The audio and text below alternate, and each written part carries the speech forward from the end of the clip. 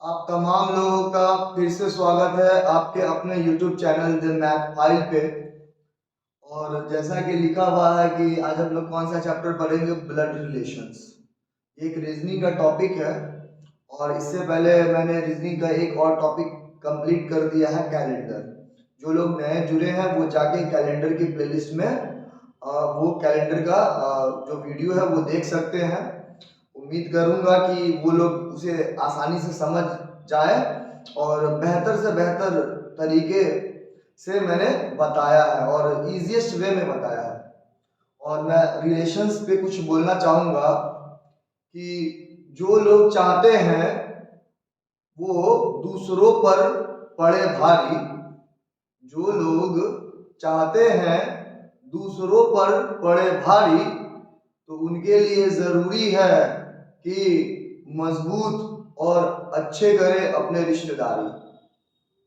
और हम लोग बचपन से पढ़ते आए हैं, यूनियन इज ए स्ट्रेंथ। एकता में क्या है? बल है। अगर आप चाहते हैं कि कहीं भी आप राज करें तो उसके लिए यूनाइट होना बहुत जरूरी है। कहते हैं कि अगर आप कहना करना चाहते हैं राज, अगर आप करना चाहते हैं राज राज, तो उसके लिए जरूरी है इत्तेहादो इत्तेफाक। इत्तेहादो इत्तेफाक का मतलब होता है कि मेल जोल, इत्तेहाद रखना, आपस में भाईचारगी रखना, और डिवाइड एंड रूल वाला पॉलिसी कहीं नहीं अपनाना। क्योंकि ये जो लोग बटा है वो हर जगह पिटा है। तो बटना नहीं है, आपस में जुड़ना है, मिलना है। अगर किसी से कोई गिला शिकवा हुआ है तो उसे क्या करना है? दूर करना है, मिसअंडरस्टैंडिंग को दूर करना है और रिश्तेदारी को हमेशा साथ लेकर चलना है। और वो लोग से पूछिए रिश्तेदारों की कीमत जिनके पास रिश्तेदार नहीं है।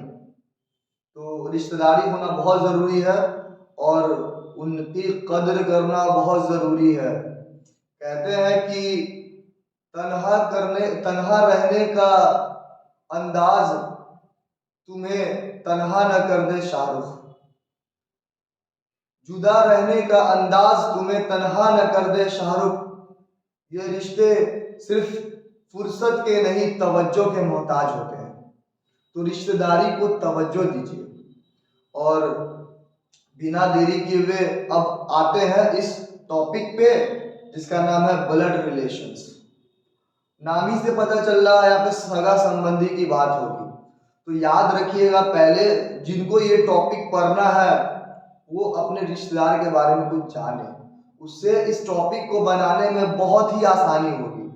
और इस टॉपिक में कुछ नहीं, सिर्फ 5 जनरेशन का खेल है।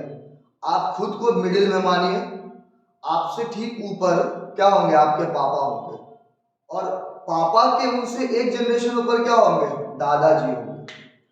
और आपके एक जनरेशन नीचे क्या होंगे? आपके बेटा होंगे। और आपके बेटा के एक जनरेशन नीचे क्या होंगे? पोता होंगे। बस यही चीज याद रखना है। और उसके बाद अगर आपकी लैंग्वेज, आइदर आप हिंदी में पढ़ रहे हैं या इंग्लिश में क्वेश्चन को सॉल्व कर रहे हैं, अगर आपका आपका लैंग्वेज पर कमांड अच्छा है तो फिर इस टॉपिक में जान नहीं है। क्या करना है? सिर्फ एक चीज देखना है कि यहाँ पे क्या है, ये आई है, यहाँ पे है मैम।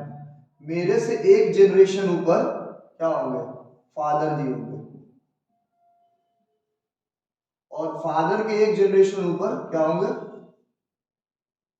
ग्रैंडफादर होंगे। और मेरे एक जनरेशन नीचे क्या होंगे? मेरा सन होगा। और मेरे सन के एक जनरेशन नीचे क्या होंगे? मेरा क्या होगा? ग्रैंड सन या ग्रैंड डॉटर, कुछ भी कह सकते हैं आप। अब देखिए सेम जनरेशन में क्या क्या है। जैसे यहाँ पे मैं रहूंगा तो मेरे भाई भी आएंगे, ब्रदर भी आएंगे, सिस्टर भी आएंगे सेम जनरेशन में। और क्या, कजन भी आ सकते हैं, चचेरे भाई। और क्या क्या हो सकते हैं? अगर ब्रदर सिस्टर हैं तो मेरी वाइफ भी मेरी ही जनरेशन में आएंगी, और वाइफ का भी ब्रदर होगा तो ब्रदर इन लॉ, और यहाँ सिस्टर इन लॉ। मतलब ये सब सारे लोग क्या है, सेम जनरेशन में। यहाँ फादर आ गए तो फादर के साथ क्या आएंगे, फादर के भाई अंकल आएंगे। इनसे रिलेशन देख रहे हैं हम, खुद का रिलेशन देख रहे हैं इनसे, और ये क्या है, मेरे एक जनरेशन ऊपर है। लेकिन फादर के लिए तो इसका ब्रदर, इसलिए सेम जनरेशन में। आई होप आपको समझ में आ रहा होगा। अगर अंकल है तो अंट भी दो होंगी, क्या होंगी, अंट भी होंगी। खुद से कंपेयर कर रहे हैं अंट, चाहे वो मैटरनल अंट हो, मतलब मौसी हो या खाला हो, या पैटर्नल अंट हो, यानी फूफी हो या फुआ हो, जो हो। और अंकल में क्या, मैटरनल होंगे तो मामा जी होंगे, और पैटर्नल होंगे तो अंकल मतलब चाचा होंगे, ठीक। और फादर है, पिता आ गया तो मम्मी भी आएंगी ही आएंगी, ठीक। उसके बाद देखिए ग्रैंड फादर है तो यहाँ पे ग्रैंड मदर भी तो आएंगी, दादी जी। चाहे वो पैटर्नल ग्रैंड फादर हो तो मतलब दादाजी, अगर मैटरनल ग्रैंड फादर हो तो मतलब नाना जी। अगर पैटर्नल ग्रैंड मदर हो, पैटर्नल मतलब पिता, और पिता के पापा क्या लगेंगे, आपके दादा लगेंगे। अगर मैटरनल ग्रैंड फादर बोल दिए तो मम्मी के पापा तो आपके क्या लगे, नाना जी। यहां तक आप लोग समझ गए होंगे। और यहाँ देखिए, यहाँ मैं वाला हो गया सन। सन मतलब मेरा बेटा, तो मेरी बेटी भी तो हो सकती है ना, डॉटर। जब सन और डॉटर की बात आ गई तो हो सकता है मेरा जो भाई हो उसकी भी क्या बेटी हो, तो इसकी बेटी मेरे लिए क्या लगेगी, नेफ्यू या नीस। नीस लगेगी, बेटी है तो नीस लगेगी, अगर बेटा होगा इनका तो मेरे लिए नेफ्यू लगेगा। आई होप मतलब भतीजा और भतीजी, क्योंकि ब्रदर का, ये सिस्टर का होगा तो उसको भी नीस और नेफ्यू कहते हैं। तो सिस्टर का बेटा बेटी होगा तो क्या, भगना और भगनी। आई होप आपको समझ में आ रहा होगा। और आप देखिए एक चीज और बता रहे हैं, और इसके लिए क्या होगा, ये कजन्स होंगे। क्या होंगे, कजन्स होंगे। इसके लिए क्या होंगे, कजन्स होंगे। तो देखिए कजन्स क्या है, सेम जनरेशन में। यहां लिखे हैं कि नहीं, सेम जनरेशन में। अगर ग्रैंड सन और ग्रैंड डॉटर, अगर मान लीजिए पैटर्नल ग्रैंड सन है तो मतलब मेरे बेटे का बेटा है, ठीक है ना, तो क्या हुआ, मेरा पोता हुआ। अगर मैटरनल ग्रैंडसन है तो मेरी बेटी का बेटा मतलब मेरा नाती। आई होप ये सब समझ रहे होंगे। और इसके लिए देखिएगा तो ये क्या है, फादर है, और इसके लिए क्या है, दादा है, ठीक। यही चेंज चलेगा। और इस क्वेश्चन को टैकल करने के लिए कुछ सिंबल का हम लोग यूज करेंगे। बस ये चीज आपको एकदम क्लियर होना चाहिए। आई होप आप समझ रहे होंगे, आई होप ये आप समझ रहे होंगे। और अंकल में भी क्या होता है, पैटर्नल, इसमें भी पैटर्नल और मैटरनल दोनों होता है, पैटर्नल अंकल और मैटरनल। और ग्रैंड फादर या ग्रैंड मदर, इसमें भी पैटर्नल और मैटरनल। मैटरनल मतलब माँ से संबंध निकालना है, पैटर्नल मतलब पिता से। माँ से माता, माँ से मैटरनल, प से पैटर्नल, प से पिता। अब देखिए कुछ सिंबल का यूज करेंगे। जैसे मान लीजिए कि एक्स वाई की पत्नी है, तो एक्स और वाई क्या होता है, सेम जनरेशन में, तो ये इस तरह का सिंबल लगा देंगे तो क्या पता चल जाएगा, ये लोग आपस में क्या है, कपल्स है। क्या है, कपल्स है। आपको जिस हिसाब से आपको आसानी होता है सिंबल लगाने का, वो आप लगा सकते हैं। याद रखिएगा, अगर मेल रहेगा तो इसको स्क्वायर बॉक्स में घेर देंगे, इसमें स्क्वायर बॉक्स में।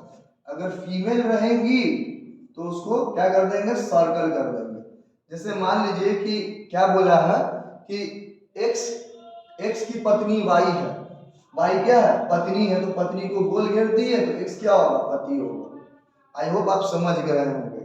अगर मेरे से एक जनरेशन ऊपर जाना है तो एक जनरेशन ऊपर की तरफ, जैसे बोलेंगे कि एक्स पिता है वाई का, तो एक्स में पिता है तो एक्स को एक जनरेशन ऊपर रखेंगे, और पिता है इसलिए, और वाई का पिता है तो वाई यहाँ नीचे। लेकिन वाई हो सकता है बेटा भी हो और बेटी भी हो, तो इसका जेंडर यहाँ पे क्लियर नहीं है, आप समझ सकते हैं। अगर इसी क्वेश्चन में बोल दे कि एक्स दादा है वाई का, तो एक्स को घेर देंगे और मेल बना देंगे क्योंकि दादा है। वाई का, इससे पहले क्या हुआ, इसका एक जनरेशन पिता या माता होंगे, यहाँ पे खाली छोड़ देंगे। और इसका ये क्या है, दादा है, तो वाई दादा है, तो वाई का भी जेंडर क्लियर नहीं है, सॉरी यहाँ पे क्लियर नहीं है, हो सकता है पोता भी हो और पोती भी हो। आई होप देखिए 2 जनरेशन का गैप हो गया ना, तो ऐसे ही करके क्वेश्चन अटेम्प्ट करना है। और इसके इतना कॉन्सेप्ट के अलावा अगर आपका लैंग्वेज हिंदी या इंग्लिश का अच्छा है, अच्छा कमांड है, तो मैं उम्मीद करूंगा कि कोई भी ऐसा क्वेश्चन नहीं होगा जो आपसे नहीं बनेगा। क्वेश्चन बनाने से पहले कॉन्सेप्ट का आना बहुत जरूरी है। अगर आप ये सारा कॉन्सेप्ट समझ गए हैं फिर भी आपसे नहीं बन रहा है, तो इसका मतलब आपके लैंग्वेज में प्रॉब्लम है, तो लैंग्वेज को सुधारिए। अब आइए इसी कॉन्सेप्ट पे देख लेते हैं ब्लड रिलेशंस के कुछ सवाल। देखिएगा उसी कॉन्सेप्ट पे सारा चीज रहेगा और कुछ एक्स्ट्रा मेहनत की जरूरत नहीं, सिर्फ लैंग्वेज को क्लियर रखना है बस। क्या लिखा हुआ, A is B's daughter, A is B's daughter, मतलब ए जो है वो बी की डॉटर है, तो ए टू डॉटर इसका जेंडर क्लियर है, और इसके एक जनरेशन ऊपर क्या होगा, बी। इसका जेंडर क्लियर नहीं हो सकता है कि पिता भी हो और माता भी हो सकता है, माता भी हो सकती है। B is C's mother, B जो है वो सी की मम्मी है, तो पता चल गया बी क्या है, फीमेल है, और क्या सी की मम्मी है, तो यहाँ तो सेम जनरेशन में ना आएगा सी, लेकिन यहाँ सी का जेंडर पता नहीं है, हो सकता है कि सी इसकी बेटी भी हो या बेटा भी हो। क्या पूछा, D is C's brother, D जो है वो सी का भाई है, तो सेम जनरेशन में है, लेकिन डी के बारे में बोला भाई है, तो डी को स्क्वायर कर दीजिए स्क्वायर बॉक्स के अंदर। तो बोल रहा है कि how is D related to A, तो डी का संबंध, देखिए डी का संबंध ए के साथ क्या है, तो ए का डी कौन लगेगा, भाई लगेगा ना, क्या होगा भाई, मतलब क्या ब्रदर, क्या होगा ब्रदर। आई होप आपको समझ में आया होगा। आइए अब देखते हैं दूसरा सवाल क्या बोल रहा कि P is Q's brother, P जो है वो भाई है किसका, Q का, तो सेम जनरेशन में, लेकिन Q का जेंडर नहीं पता है, बहन होगी तब भी भाई लगेगा और भाई होगा तब भी भाई ही लगेगा। उसके बाद क्या बोला है, R is Q's mother, Q की मम्मी है तो P की भी तो मम्मी होगी ना, कौन है R है, और ये क्या है Q की मम्मी है तो P की भी मम्मी हुई, और मम्मी है इसका जेंडर क्लियर है, फीमेल है तो फीमेल को सर्कल में कर देंगे। उसके बाद क्या बोला है, S is hours father, S जो है वो R का पिता है, R का पिता है, यहाँ पे S रख दीजिए, ठीक है, इसका जेंडर क्लियर है। और T इज S मदर, और T जो है S की मम्मी है, तो यहाँ एक जनरेशन और ऊपर, और यहाँ मम्मी है इसलिए T सर्कल में। How is P related to T, P, how is P, P का T का ये कौन लगेगा, P तक, T से देखना है, अगर बोले ना how is P related to T, तो P का रिलेशन बताना है T के साथ, तो देखिए तो क्या है, बेटा, T का तो ये बेटा हुआ, बेटा की बेटी क्या पोती, अब पोती का क्या बेटा, क्या पर पोती, मतलब क्या ग्रेट ग्रांड सन, क्या great grand son. I hope आपको समझ में आया होगा। और फिर एक और एग्जांपल देख लीजिए, जैसे लिखा हुआ है क्या, F is the brother of A, F क्या है भाई है, तो जेंडर क्लियर है, किसका A का जेंडर क्लियर नहीं है, क्योंकि A के लिए अगर A फीमेल होगी तो फीमेल के लिए भी भाई होगा, अगर मेल होगा तब भी इसके लिए क्या होगा भाई ही होगा। C is the daughter of A, C daughter है A की, तो एक से एक जनरेशन नीचे जाएगा, और C डॉटर है तो C का जेंडर क्लियर क्या है फीमेल है, तो सर्कल में, और C यहाँ। उसके बाद क्या बोला, K is the sister of F, K जो है वो सिस्टर है किसकी, F की, तो K का जेंडर क्लियर है, क्या है सिस्टर है F की, तो सेम जनरेशन में और फीमेल इसलिए सर्कल के अंदर। उसके बाद क्या बोला, जी इज द ब्रदर ऑफ सी, पता चल गया। तो जी किसका भाई है, सी का, तो सी के सेम जनरेशन में, और जी भाई है तो जी किसके अंदर, स्क्वायर के अंदर। उसके बाद क्या बोला है, who is the uncle of G, G का अंकल कौन है, देखिए जी का अंकल कौन है, एफ है, क्योंकि एक लौता इससे एक जनरेशन के ऊपर मेल यही है, तो क्या होगा आंसर एफ। आई होप आपको सॉल्यूशन समझ में आ रहा होगा। उसके बाद देख लेते हैं कुछ अगले सवाल पे, जैसे एक दिया हुआ है क्या, ए इज बी सिस्टर, बी की सिस्टर कौन है, ए है, तो ए का जेंडर यहाँ क्लियर है, क्योंकि ए फीमेल है, बी के बारे में नहीं बोला है, बी का जेंडर क्लियर नहीं, अगर बी इसकी बहन भी होगी तब भी बहन लगेगी, अगर ए का भाई बी होगा तब भी बी के लिए क्या है, बहन ही है। और क्या बोला, सी इज बीज मदर, बी की मम्मी है सी, तो ए की भी तो मम्मी सी होगी, और सी का जेंडर क्लियर है, फीमेल इसलिए सर्कल के अंदर। उसके बाद क्या बोला, D is C's father, D जो है वो सीज का पिता है, तो डी का भी यहाँ जेंडर क्लियर है, तो उसको स्क्वायर के अंदर के लिए मेल है। ई इज डीज मदर, ई जो है वो डी की मम्मी है, तो यहाँ ई का भी जेंडर क्लियर है, यहाँ रखिए ई एक जनरेशन ऊपर, ठीक है। उसके बाद क्या बोला, then how A is related to D, how A का जेंडर निकालना है डी से, देखिए तो क्या है, बेटी की बेटी, मतलब क्या, आपकी बेटी की बेटी क्या लगेगी, आपकी नतनी लगेगी, तो इसको आप क्या लिखेंगे, ग्रैंड डॉटर। अगर और क्वेश्चन को, अगर ऑप्शन को अच्छा करेगा तो क्या लगेगा, मैटरनल ग्रैंड डॉटर। आई होप आपको समझ में आ रहा होगा, क्या लगेगी, ग्रैंड डॉटर। और कैसा है, मतलब माँ से मतलब बेटी से संबंध है, इसलिए अगर इससे पूछता कि ए कौन लगेगा, डी कौन लगेगा ए का, तो क्या है, मम्मी के पापा, मतलब नाना जी, मतलब क्या, मैटरनल ग्रैंडफादर।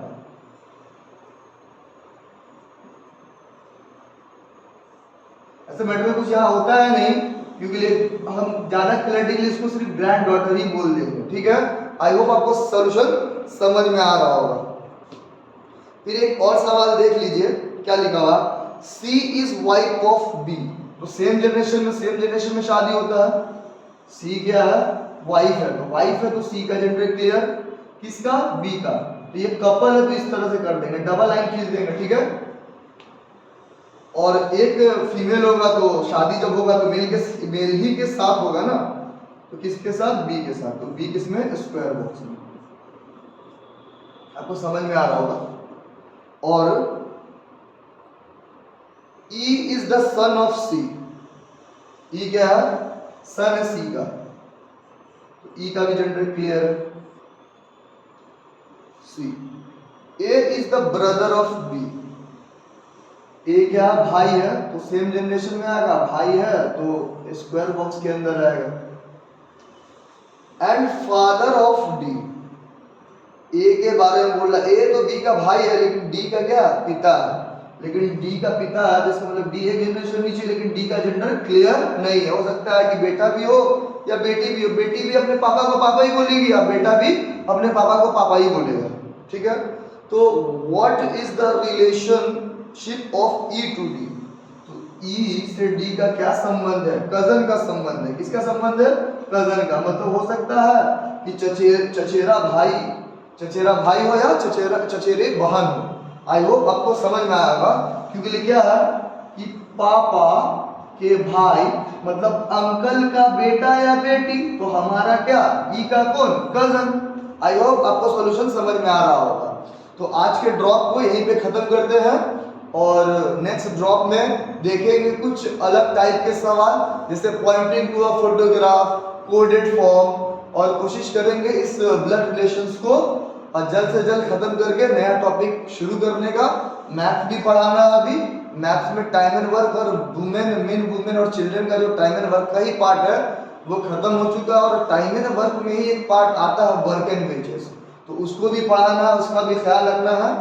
और उम्मीद करता हूँ आज का लेक्चर आपको बहुत अच्छा लगा होगा, अगर आप मेरे एफर्ट को पसंद कर रहे हैं तो कृपया कमेंट करके ज़रूर बताएं। और जो लोग नए जुड़े हैं उनको अगर ये मेरा लेक्चर समझ में आ रहा हो तो कृपया करके चैनल को सब्सक्राइब करें और लाइक और शेयर करना बिल्कुल ही ना भूलें। मैंने एकदम सिंपल लैंग्वेज में ब्लड रिलेशंस को समझाने की कोशिश की है।